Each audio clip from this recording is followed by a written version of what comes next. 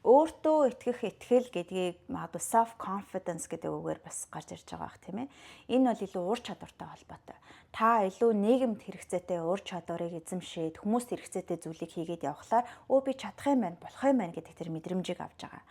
А нөгөө тал нь жинхэнэ ганхашгүйгээр би үн цэнтэй чухал хүн гэдэгтэй чинь холбоотой хувь хүний эмнэлэмж self esteem-ийн асуудал гарч ирнэ. Тэр болохлоороо би хэр хайр татам хүн бэ? Би үн цэнтэй хүн. Би сайн хүн шүү. Би одоо нөгөө боломжийн хүн шүү гэдэг тэр хувь хүний чинь үнэлэмжтэй холбоотой ихтгэл үнэмшил байгаа.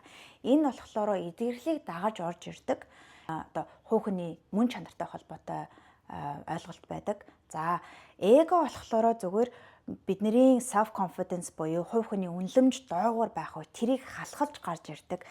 Одоо ингээд халахвч болж хаалт болж нуулт одоо хөшиг болж гарч ирдэг, дүр үзүүлдэг нэг хэсэг байх нь. Хэр их бидний хувь хүний үнэлэмж сул байна, тэр хэмжээгээр бидний эго ах байдаг, өөрийгөө нотлох, батлах гэдэг тэр хүч төрөлт их байдаг. Тэгэхээр эго, хувь хүний үнэлэмж, өөртөө итгэх итгэл энэ гурав нь ийм ялгаатай.